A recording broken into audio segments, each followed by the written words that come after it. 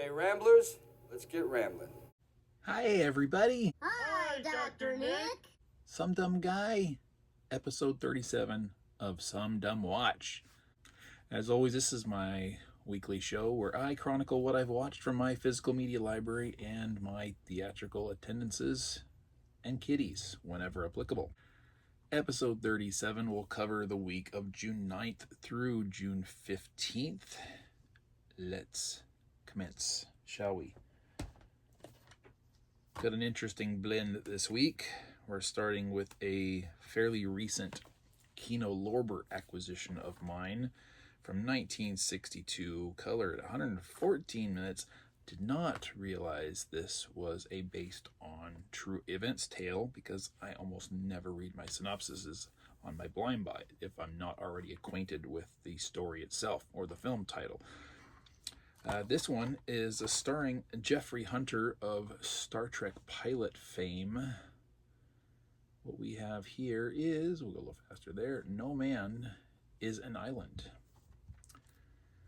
And of course, this is another film that reaffirms my disdain for based on true event adaptations or not, well, filmings, whatever you want to call it.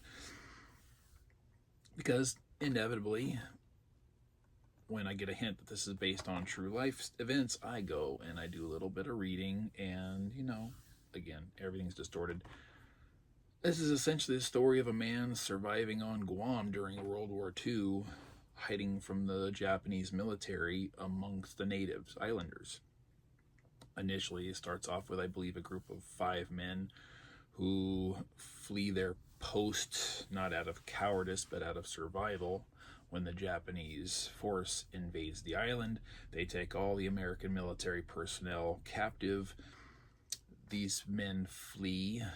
The Japanese end up with a list of military personnel, and of course they compile everything and find out that 5 individuals missing, and they conduct an island-wide hunt, basically, and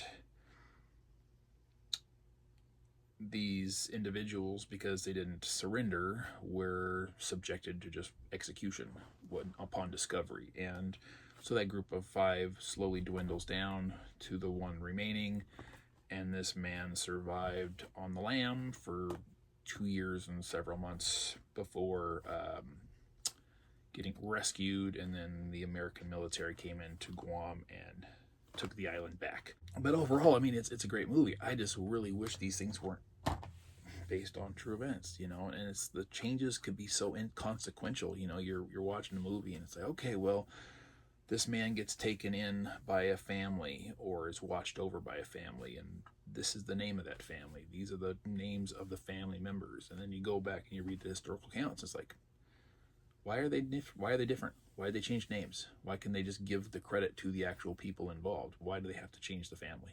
I think the last name is the same, but the actual individuals or whatever is why? I don't get it. It's just the stupidest thing, and it really is off-putting for me. It always has been.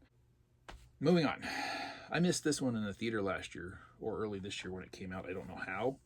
Maybe it was never shown locally to me. That's probably the case, although the trailers were promoted in my local theaters.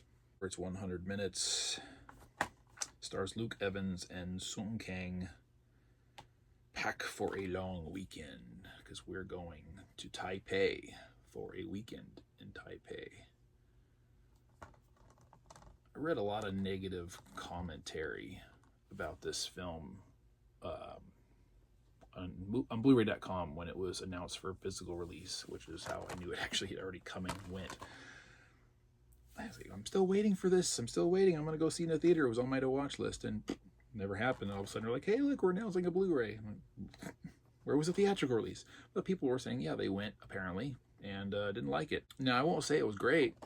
It was entertaining. It was fun, but it was very hollow. Standard popcorn fare. Drama, a bit of comedy, so I laughed a few times.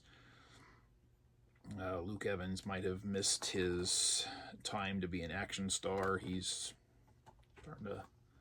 starting to look his age here. I'm not there so much as in here. But it's kind of a complicated tale. A man who gets thrown back into his past and through his job as a DEA agent in Asia, circumstances put him back into a situation that he escaped from 15 years prior, with a woman he was involved with 15 years prior, and events ensue. Drama. But, overall, I think I got it at a good price. I don't regret buying it. I don't regret watching it. I could watch it again. When I bought this, I thought perhaps I had seen it in the past at one point. Upon watching it this week, found out that was not the case. It wasn't what I was expecting it to be, and not for the better. This film, I'd have to look at and see if it actually got a theatrical release, because it has a very, very made-for-video feel about it, which is odd considering the cast. It's 1993, 105 minutes, and it stars Kim Basinger, Val Kilmer, and Terrence Stamp. Right? So you'd expect some substance here, but very made-for-video feel to it. It is the real McCoy. So, yeah, Kino Lorber release. Kim Basinger looks great. Her southern accent. Val Kilmer's an idiot in this movie for the most part, and intentionally or just bad writing, I don't know. This had every feel of cheapness to it, which is sad because this is the only film I can think of off the top of my head that Kim Basinger is headlined as the star of the film. And, she's very much the main character, and I know she can act. I enjoy her pretty much across the board for anything that I've seen her in. Whoever wrote this or directed this let the entirety down. The cast, the movie itself, I'm curious now, to see, was it theatrically released? How well did it do? Because this, no bueno. No, I don't think I'd ever want to watch this again. And even this cover art, this is really misleading. This is like something that is not even depicted in the film. Bank robber, gets nabbed, spends 6 years in prison, gets out. Her husband has moved on and remarried. Her son thinks she's dead. She's just trying to move on with her life, reestablish herself. She's got a corrupt parole officer. Previous employers are coming around knocking, thinking, hey, we want you to pull a job for us. You're like, no. It's that typical standard fare. Okay, well, I'll do this one last job to get myself out of trouble, and yada, yada, yada, yada, yada. Which segue into a movie I had seen before, but it felt like an appropriate follow-up, also starring Kim Basinger and ex-husband Alec Baldwin. This is The Getaway. We also have James Woods in this. We have Michael Madsen. We have Meg Tilly. And I'm sorry to say I never know this man's name, but he's great in pretty much everything he does. Love him. Just really underrated actor that just always has these little bit parts. I think he was the sheriff in Misery. I know he had a bit part in Highway to Hell.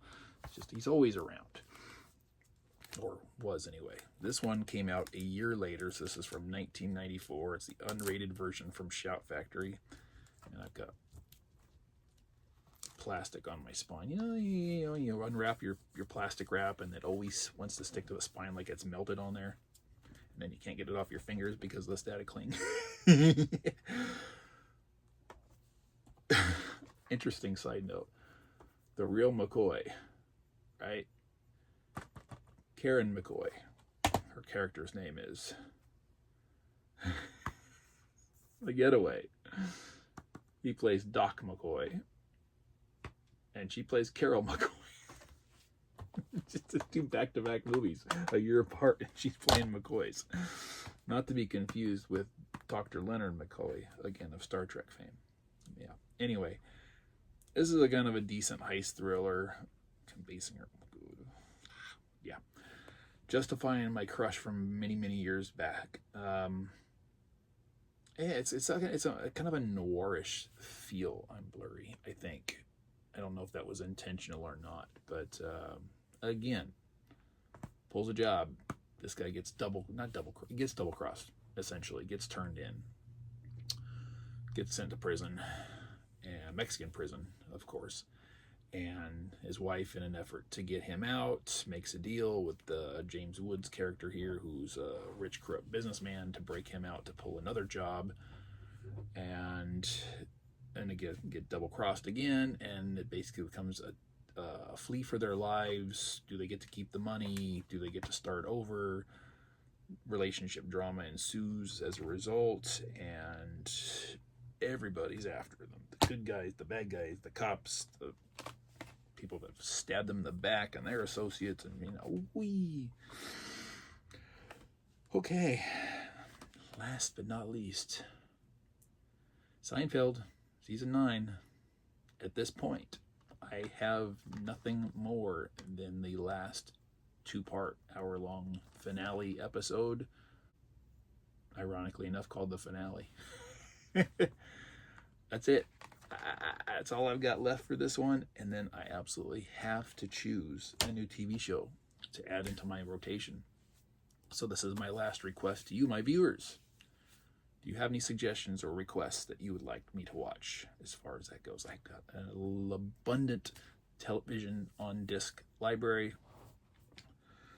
I probably at this point have 160 or more titles, not necessarily all complete, but large and abundant as far as that goes, with others on my wish list. So I'm open to taking some suggestions.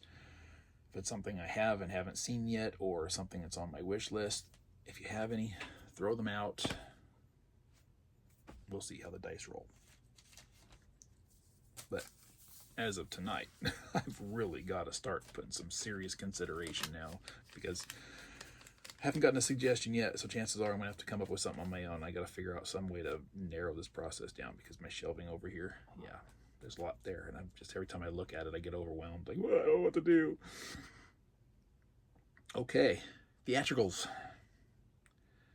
Wednesday, 11:25 a.m. I love these matinee shows. There's so few people, and I do not like the new receipt. This is my new ticket paper for my local theater.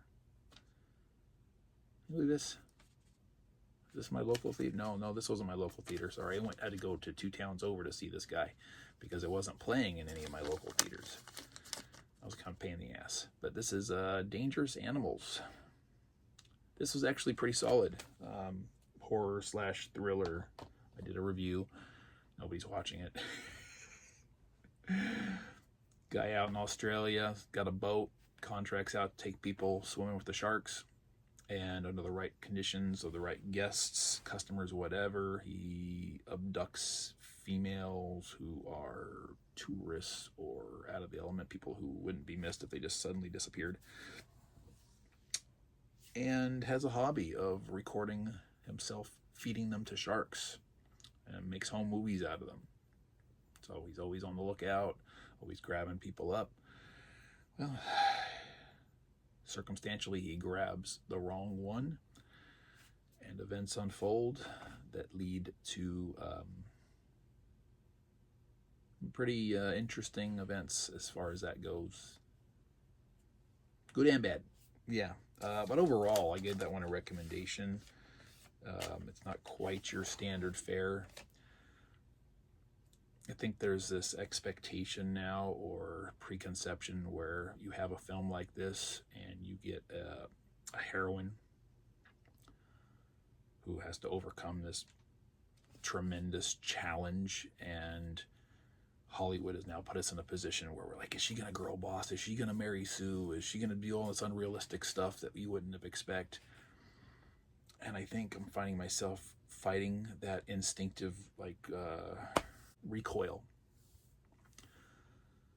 But then you start wanting to reflect back. It's like, almost all the great classic horror movies from like the late mid-70s on have had a final girl, right? The one lady who lasts circumstantially or through skills or whatever past everybody else to overcome and defeat the bad monster killer or whatever and prevail. And I'd say this is exactly what that is. So there's no, unreasonable situation where I can say, you know what, nope, no way that would have happened. There's one that's pretty intense, And then there's one that's kind of, think about that for a second, but it didn't necessarily have anything to do with that perception, if that makes any sense. I really hope it does. I'm trying not to get into the weeds on too much of that stuff on my channel because, it's a thing and it causes a lot of controversy. Lastly, we're going to wrap this up. This was last night at 4 o'clock. This is the stupid receipt paper I'm talking about. Both my local theaters are doing this now. Ooh, that's all blurry. This was, I think, the 35th anniversary release. This is Indiana Jones and the Last Crusade, my friends, my viewers. I have now officially seen the entirety of the Indiana Jones trilogy in the theater. All 3 re-releases, of course, but that's okay. I don't care. What a great movie. How much fun is that? See it in a big screen. It's like, yeah, man, it's just so good. I don't think the last time I actually laughed at this film. I watch it at home, every couple years or so. I run through the trilogy in a binge watch, and I don't remember laughing at it in quite a long time. And for whatever reason, that enhanced theatrical experience does that. Great fun. Great turnout. I think it has something like 4 show times over maybe 3 days. So I'm glad it wasn't just a one and done event, because that's really restrictive for your viewing audience. I think this theater was about half full. It was the second to last show. The one later, I think, was even more crowded because this was a mid-afternoon thing. Anyway, that's it.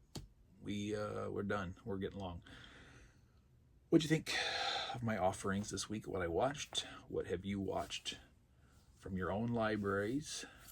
Word box, talk, discuss, engage, all that good stuff we like to do here that we almost never do. Thank you for joining me, and I shall see you in my next episode.